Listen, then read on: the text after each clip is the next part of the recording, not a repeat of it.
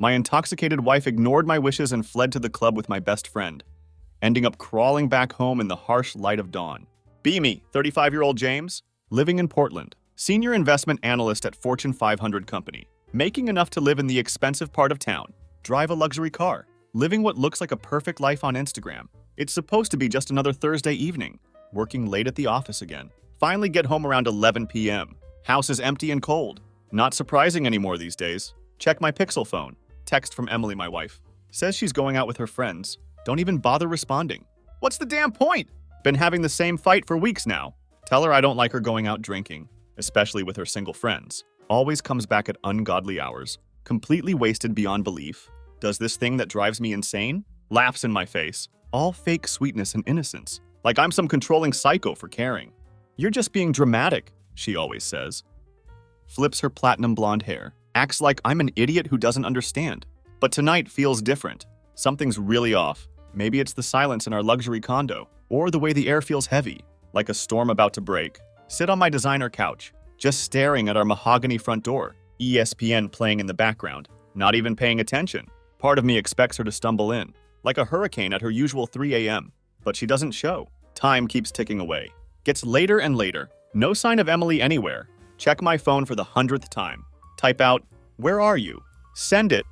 Wait 5 minutes. No answer. Try calling her iPhone. Straight to voicemail. Tell myself she's probably too drunk to check. But my gut says something else entirely. Something that makes my neck prickle. Like I already know deep down. This isn't just another night out. Can feel something terrible is coming. But I'm not ready to face it. Hours pass like molasses. It's around 6 a.m. when I finally hear something.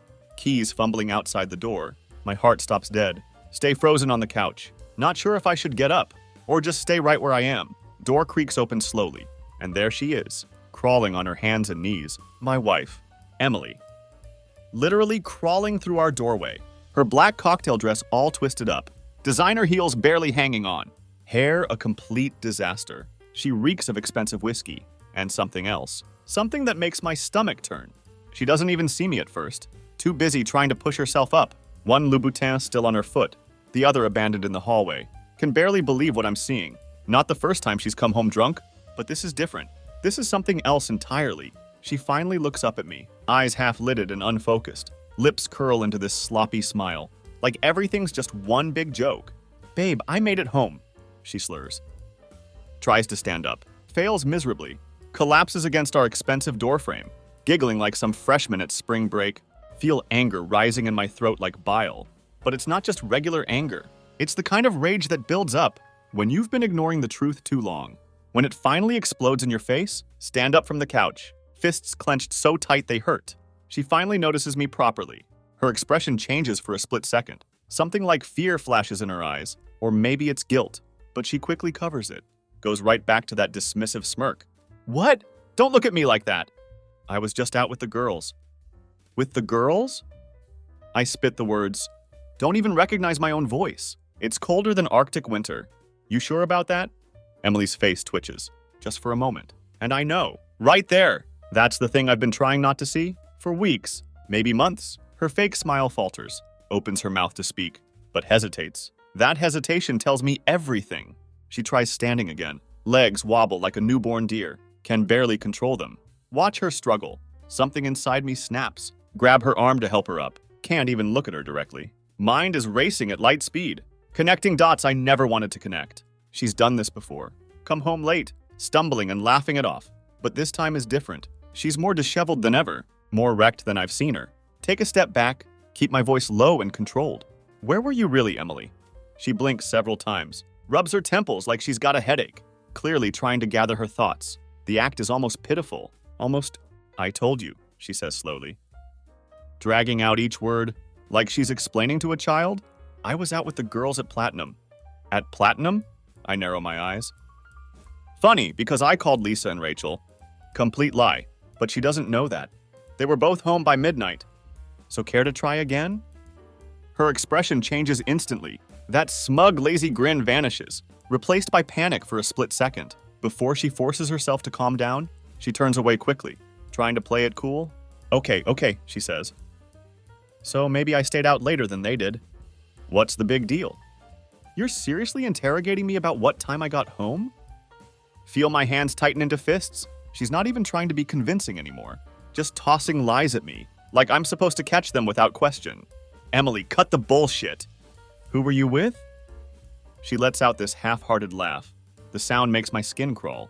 You're insane, you know that? This is completely insane. Watches her stumble into our gourmet kitchen, grabbing a crystal water glass, like that's going to make everything normal. Like she isn't wearing someone else's perfume. Like her MAC lipstick isn't smudged everywhere. Like I can't see the mark on her collarbone, half hidden by her messy hair. Follow her into the kitchen, not letting up. You think I don't know? You think I'm some idiot? Who's just going to stand here and believe whatever garbage you throw at me? She whips around suddenly, eyes sharper now, all defensive. What the hell is that supposed to mean? Are you seriously accusing me of something? Because you're starting to sound like a paranoid psycho, James. That's it. That exact moment. I know. Her tone, her face. It's all too rehearsed, too practiced. Like she's been waiting for this conversation, already armed with all the right words. But there's something she can't hide. The way her manicured hands shake. As she grips the marble counter, walk over to her slowly. Keep my voice low enough to send chills through the air. Who were you with? She throws her hands up dramatically, laughing again. But it's not a real laugh. Jesus Christ, James. I don't know what's gotten into you, but you need to calm the fuck down. I told you I was with my friends. We drank too much, and now I'm home. That's it. That's all there is to it. Lean closer to her, not breaking eye contact. So what's this? Point at her neck, at the faint but unmistakable bruise peeking out from under her hair. Her eyes go wide, just for a fraction of a second, before she quickly pulls her hair down, trying to cover it, her mouth moving too fast now, stumbling over her own words. It's nothing. I must have bumped into something. At the club? You know how packed those places get? Right? I say. Voice dripping with disbelief. You bumped into something? We stand there, locked in unbearable silence. She's trying to keep her cool, but I can see her unraveling. Watch the mask slipping. That's when it hits me. Don't even need her to say it. Already know. Why don't you just admit it, Emily? Whisper it, voice almost too calm. You've been fucking someone else. Haven't you? Her face freezes. Can't hide it this time. Her mouth opens, but no sound comes out. For once, she doesn't have a clever response. No fake laugh. No quick lie. Just silence. And that silence is louder than anything she could have said. That silence feels like everything we built. Crashing down brick by brick, Emily stands there, staring at me, like a deer caught in headlights, all the defiance draining from her face. For the first time tonight, I see it. The truth she's been trying so hard to hide. Let out a bitter laugh. Shake my head slowly. There it is! You can't even deny it. Can you? She swallows hard, eyes darting around our expensive kitchen, like she's looking for an escape route. There isn't one. Nowhere left to run. No way to twist out of this one. Slowly leans back against the counter, crosses her arms over her chest, lips tighten into a thin line. I didn't mean for this to happen, James. She finally mutters, voice shaking, but not with regret. No, it's something else. Fear of getting caught. Fear of facing consequences. Didn't mean for what to happen? I snap, voice echoing off our designer walls. What exactly didn't you mean to happen, Emily? The lying? The sneaking around? Or screwing some other guy while I've been sitting at home? Like a goddamn fool? Her face hardens at that, like my words physically slapped her. For a second, looks like she might deny it again, but she doesn't. Instead takes a deep breath, rolls her eyes, like this is all some exhausting inconvenience. Look, it's not what you think. Okay? You're blowing this way out of proportion. Blink at her, stunned by her audacity. I'm blowing this out of proportion? Are you seriously trying to gaslight me right now? She pushes herself off the counter, walks toward me, her remaining heel clicking on our imported tile floor, like she's still in control, like she still runs this situation. Her whole demeanor shifts. James, we've been drifting apart for months. You barely look at me anymore. All you do is work, come home, and act like I'm just here. What did you expect me to do? Stare at her, feel my pulse racing. Can't believe what I'm hearing. You're blaming me for this? Because I've been working? So that's your excuse? You found someone else. Because I've been distant? Is that what you're saying? She huffs loudly, flips her hair back with this careless gesture. Makes me want to scream. I'm saying things haven't been good. Between us for a while. Maybe if you paid more attention to me, I wouldn't have felt the need to. To what? Spread your legs for someone else? Words come out before I can stop them. Instantly see the flash of anger in her eyes. But I don't care. Not anymore. I'm done pretending, done playing the clueless husband. Her face twists. All that fake sweetness replaced by something much uglier. You know what? Yeah, I did. I slept with someone else. Are you happy now? You wanted the truth. There it is. What are you going to do about it? My heart stops dead. She said it so easily, like confessing to borrowing my car, not admitting she destroyed my trust. Vision blurs with rage, chest heaving. Try to process her words. She isn't sorry. She isn't even pretending to be sorry. Step closer to her, voice shaking. Who is he? She looks away, bites her lip, like she's debating how much to tell. When she meets my eyes again, that smirk is back. Does it really matter? It's not like you know him. The way she says it, so dismissive. So cruel. Makes something snap inside me. Of course it fucking matters, Emily. I roar. Tell me who the hell? You've been seeing behind my back. She tilts her head, eyes narrowing, like she's sizing me up. Then with the calmest voice I've ever heard her use, she says it. It's David. Feel the floor shift beneath me. David, my best friend. The guy who stood next to me at our wedding. The guy who was always around, always offering to help. Always there with some stupid grin, acting like everything was perfectly normal. Stumble back, have to grip our mahogany dining table, just to keep standing. David? You've been sleeping with David? Words feel like poison in my mouth. She shrugs, like it's nothing. It just happened. He actually listens to me, you know? He cares. Unlike you. There it is again. That sneer, that smug look. Like she's proud of herself for confessing. Like she expects me to just accept it. Can feel my fists shaking. My whole body trembling with fury. Mind races through every memory. Every time David was at our house. Every joke. Every shared scotch. Every weekend barbecue. Every vacation together. It was all a lie. He had been a lie. She had been a lie. Take one long, deep breath. Try to steady myself. But nothing can stop this. This tidal wave of rage surging through me. Emily stands there, arms crossed, still wearing that cocky expression, waiting for me to react. She thinks she has the upper hand, thinks she can control the situation. But she has no idea. This isn't over. Not by a long shot. The room spins. David, my best friend since college. How long had this been going on? How many times had he been here, sitting on my leather couch, drinking my expensive bourbon, sharing cigars with me, while he was secretly screwing my wife, behind my back? Can't even speak for a moment. Rage clogging my throat. Emily just stands there, tapping her French manicured nails on the counter, like she's waiting for me to move on. Like she thinks this is just some argument. We'll eventually shrug off. She's not getting it. She's not feeling the weight of what she just admitted. Want to shake her? Want to scream? Want to do something? To break that smug look off her face? But all I can do is stare. Heart pounding so hard. Can hear it in my ears. When I finally find my voice, it comes out strained, barely a whisper. How long? Emily doesn't flinch, doesn't even pretend to feel guilty. Instead looks at me, like I'm asking a stupid question. Does it matter? She asks. Voice dripping with condescension. How long? I repeat. Louder this time. Step closer to her. Can feel the rage building again, boiling just beneath my skin. She sighs heavily, like she's being inconvenienced. Rolls her eyes dramatically. I don't know. A few months maybe. Longer? She tilts her head, looks off into the distance, like she's trying to recall. Started sometime after that business trip you took to Tokyo. You were gone. I was lonely. And well, you know how things go. Have to brace myself against the wall to keep from lunging at her, my knuckles white. From gripping the edge of the granite counter, so hard I think it might crack. Can feel my pulse in my temples, pounding like a war drum. A few months? Repeat it, voice trembling with disbelief. You've been screwing him for months. And you just what? Thought you'd keep this little secret? Until I caught you? Crawling back through the door at 6 a.m.? She shrugs again, like I'm making too big a deal. It's not like I planned for it to happen, James. It just did. I was feeling ignored. And David was there? He listens to me, talks to me. He's not always stuck in his phone or glued to his laptop. He actually cares about what I'm feeling. Her voice takes on this nasty edge, like she's trying to twist the knife deeper. I mean, can you really blame me? Look at yourself. Blink in disbelief.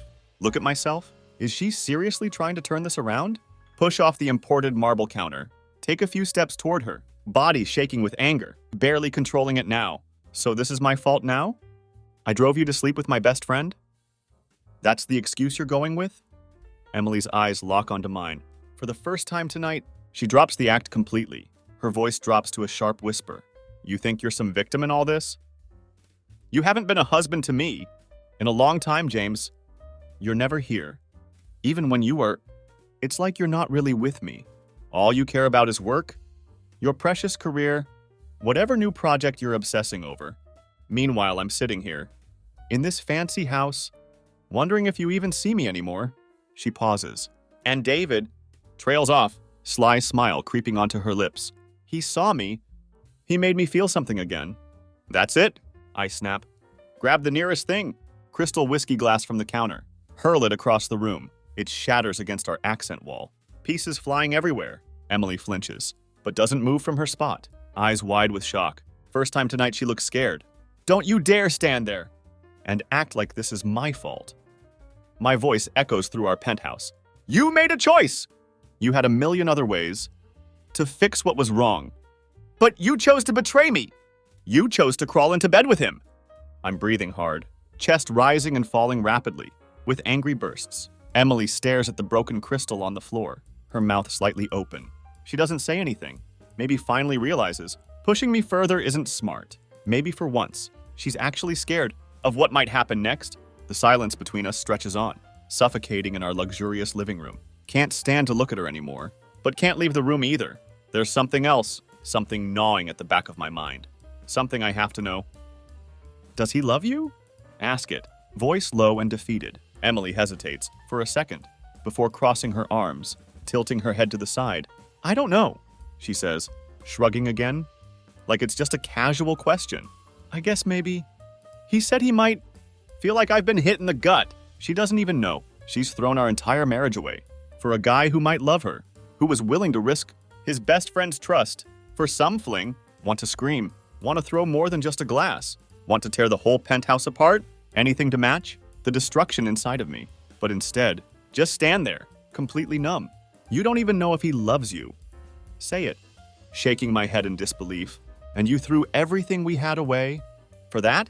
She doesn't respond, just stands there, staring at the Italian marble floor, arms wrapped around herself, like she's finally feeling the cold of her own choices. Weight of everything hits me at once. The lies, the betrayal, the fact that this woman I loved, this woman I trusted with everything, had thrown it all away. For nothing.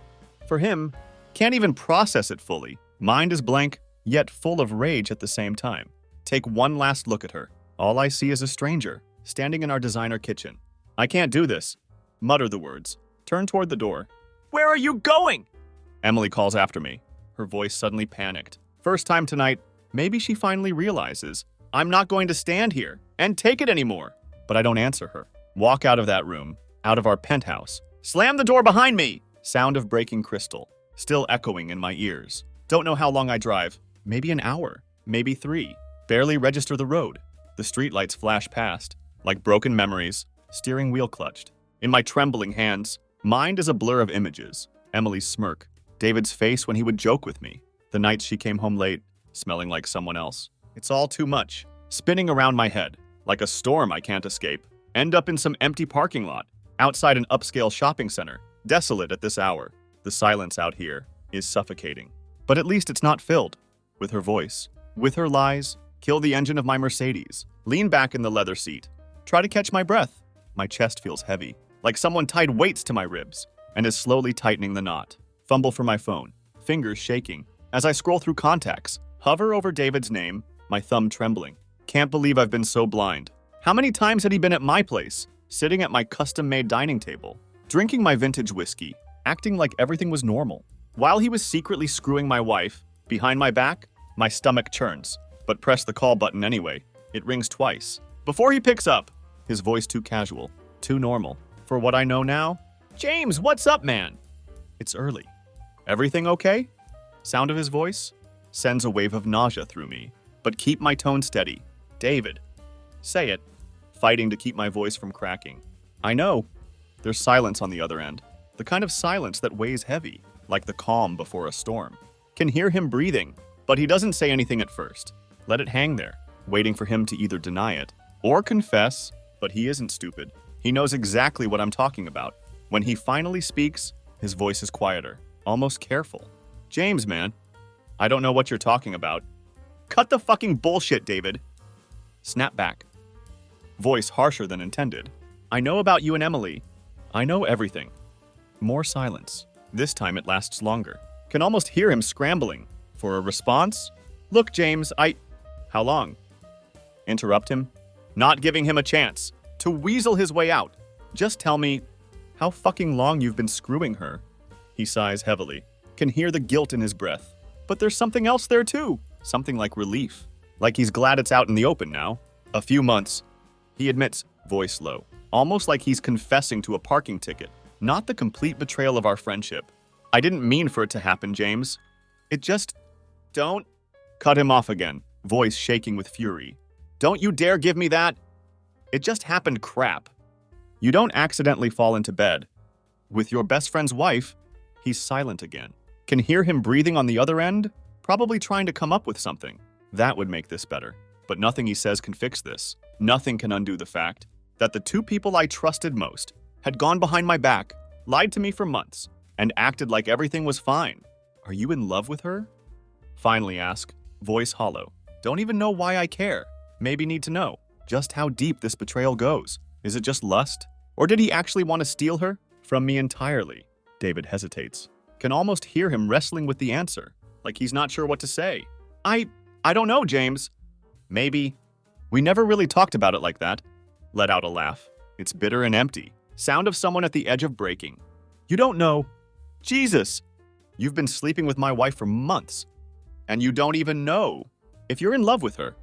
What the hell is wrong with you? He doesn't respond. What could he say? There are no words? That could make this right.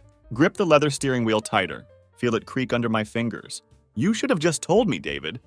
If you wanted her, if she wanted you, you should have just told me, instead of sneaking around like a couple of fucking cowards. I'm sorry, James, he finally whispers, but it's too late for apologies, too late for anything. Hang up before he can say anything else. Toss the phone into the passenger seat, like it's burning my hand. His apology rings in my ears, but it doesn't matter. He's not sorry for what he did. He's sorry he got caught. Sit there, staring out at the empty lot. Weight of everything, pressing down harder than ever. The anger, the betrayal, the heartbreak, it's all swirling inside me, like a hurricane, and I don't know which way to turn. Want to scream? Want to punch something? Want to tear down the whole damn world? Because nothing makes sense anymore. Everything I thought I knew. My marriage, my friendship. It was all a lie. Grip the steering wheel, knuckles turning white. Try to calm the storm inside me, but there's no calming it. This isn't something I can just get over or fix with a few choice words. This is the kind of betrayal that leaves scars so deep, they'll never heal.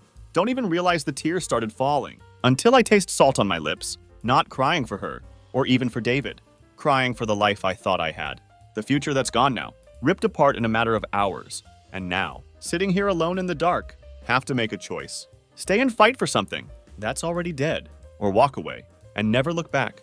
But no matter what I decide, one thing is clear. My life, the one I thought I knew so well, is over, and there's no going back to the way things were. Don't go home right away. Can't.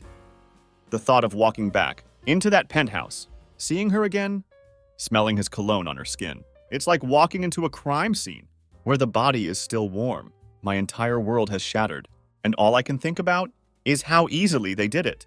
Like I was some kind of background character in their little drama. Drive around for a while, not really paying attention to where I'm going. My phone buzzes a few times. Emily, no doubt. Don't look. What could she possibly say that would make any of this better? Don't care about her apologies, her excuses, or her reasons. There's no reason good enough to justify what she did. And David, he's a ghost to me now. His voice still echoes in my head. I didn't mean for it to happen, James. That line plays on repeat, like some sick joke. Eventually end up at home. Not because I want to, but because there's nowhere else to go. Moment I pull into the garage, see the lights on in the living room. The faint silhouette of Emily, pacing back and forth inside, waiting. Sit in my Lexus for a minute, gripping the leather steering wheel, trying to gather whatever strength I have left. This isn't going to be a conversation. It's going to be war. When I walk inside, the air is thick, like the penthouse itself knows what's coming. Emily looks up. The moment the door clicks shut, her face a twisted mixture of guilt and irritation. She's changed out of her club clothes, now wearing one of those expensive cashmere sweaters she always wears. When she's trying to act innocent, her makeup is scrubbed off, but can still see the smudges from her night out, the traces of her lies, painted right on her skin. "Where have you been?" she asks, voice tense, as if I'm the one in the wrong here. Ignore the question. Walk past her, into our living room. Need space, a buffer between us, so I won't do something I'll regret. She follows me.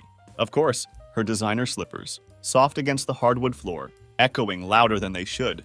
In the silence, "James, we need to talk about this." Turn around so fast, she takes a step back. "Now you want to talk? After everything?" Her eyes flash with annoyance, but she quickly masks it with that sweet fake concern. She's so good at, "I know you're angry, okay? I get that. But if we're going to fix this..." "Fix this?" Cut her off, laughing bitterly. "You think we can fix this? You've been screwing my best friend behind my back for months, and you think we can slap a Band-Aid on it and pretend it didn't happen?" She crosses her arms, the mask slipping for a second, letting the real Emily show. "Look, it's not like you've been the perfect husband. You're always working, always distracted. What did you expect me to do, James? Sit around in this luxury condo and wait for you to notice me? I needed more. That was it. That was the last straw." Step toward her, voice shaking with anger. "So you ran to David? My best friend? Out of all the people in the world, you thought he was the answer to your problems, and you think that justifies this? You think that makes this my fault?" She doesn't flinch. In fact, she straightens up, her eyes narrowing. "Maybe if you had been more of a husband to me, I wouldn't have needed to look elsewhere." The audacity, the sheer cold-blooded nerve. Can't even find words for a second. Mind spinning from how quickly she turned everything around. Needed? You needed to cheat? That's your excuse? She throws her hands up, frustrated now. "I'm not saying it's right, James. But you left me no choice. I was lonely. And David, he was there." "Don't you dare say his name!" Snarl at her. Step closer. "Don't you dare bring him into this. Like he's some hero. In your pathetic story, he's a piece of shit. Just like you." She opens her mouth to respond. "But I'm not finished. I've worked my ass off to give us a life, to build something together, and what do? You throw it all away. Because you needed more? Do you even hear yourself right now?" Her lips tighten, but for the first time, she doesn't have a response ready. The usual quick retort, the mocking smile, gone. She's finally realizing, I'm not going to bend, not going to accept her weak excuses. "I trusted you." Say it slower now, but filled with more venom than before. "I trusted you with everything. I put you before everything. And this is what you give me in return? Lies. Betrayal." Her eyes soften. She tries to reach out, but I step back, out of her reach. "James, I never wanted to hurt you. I just..." "Stop." Hold up my hand, cutting her off. "Just stop. You don't get to play the victim here. Not after what you've done." The silence stretches between us, thick and heavy, like smog in our designer living room, until she finally speaks again, her voice quieter now, almost desperate. "So what now? What do we do?" Stare at her, the woman I thought I knew, the woman I had promised to spend my life with, and all I feel is emptiness. There's nothing left. She had burned it all to the ground. "What we do?" Echo her words. Shaking my head, "I'll tell you what we don't do. We don't fix this. There's nothing left to fix. You made sure of that?" Her eyes widen, panic flashing across her face. "Wait, you're not saying..." "I'm saying we're done, Emily." My voice ice cold. "You can pack your things and go stay with him. For all I care. You made your choice. Now you get to live with it." She looks like she's been slapped, her mouth hanging open, as the reality of what I'm saying sinks in. "You don't mean that. You can't just throw everything away." Let out a hollow laugh. "Throw everything away? You're the one who did that. All I'm doing is cleaning up the mess." For the first time tonight, she looks genuinely scared. Her bravado gone, replaced by the realization that she's lost. She pushed too far, and now there's no coming back. "James, please. We can work through this," she pleads, her voice breaking. "I'll cut things off with David. I'll do whatever it takes. But I don't care anymore." Her words are empty, just like our marriage. I'm filing for divorce. The words hang in the air, like a death sentence. And as far as I'm concerned, you and David deserve each other. Emily's face crumples. For a moment, think she might actually cry. But don't stay to find out. Turn and walk toward the door, my heart pounding, mind racing with 1,000 thoughts. But one thing is clear. This is the end, and I'm not looking back. Slam the mahogany door behind me. The sound rings in my ears, final and unforgiving. For a second, just stand there on the balcony, staring into the city lights, trying to steady my breath. Everything feels surreal, like I've stepped outside my own life, and am watching it all from a distance. But it's not a dream, and there's no waking up from this. My phone buzzes again. In my pocket? No, it's Emily, probably trying to claw her way back into some kind of control. But I don't care. Not going to let her spin lies anymore. This isn't a negotiation. This isn't some argument. We can sweep under the rug. It's over. Get into my Lexus. Just sit there, hands gripping the steering wheel, staring blankly at the dashboard. The weight of everything hits me like a sledgehammer. The reality of what just happened. Crashing down all at once. I had ended my marriage. Just like that. The silence in the car feels too loud, too oppressive. Can't sit here anymore. Can't be alone with my thoughts. Need to get away, to clear my head. But there's no place. That feels like home now. Not after what she did. My phone buzzes again. Glance down at it. It's not Emily this time. It's David. The sight of his name on my screen makes my blood boil all over again. Had cut him out of my life as soon as I hung up earlier. But apparently, he still has more to say. Stare at the screen? My thumb hovering over ignore. Should ignore it. I know that, but something in me needs to hear what he has to say. Maybe it's the rage still simmering. Or maybe it's the finality of knowing I could end this whole twisted chapter with one more conversation. Answer it. For a moment, there's silence on the other end. Then his voice comes through, strained and nervous. James, man, I know I'm the last person you want to hear from right now, but I need to talk to you. Please. Talk to me? Repeat his words, voice filled with disbelief. What the hell do you think you can possibly say to make any of this better? David? He sighs heavily, can hear the exhaustion in his voice. Fuck up, James. I know that. I know I ruined everything. But I never meant for it to go this far. That's your excuse? Snap back, my voice rising. You never meant for it to happen? You've been sleeping with Emily for months, and you want me to believe it just happened. Like you tripped and fell into my wife's bed? I know, okay? He says quickly, voice desperate. I know how it sounds. But it wasn't like that. It wasn't planned. We never wanted to hurt you. I laugh.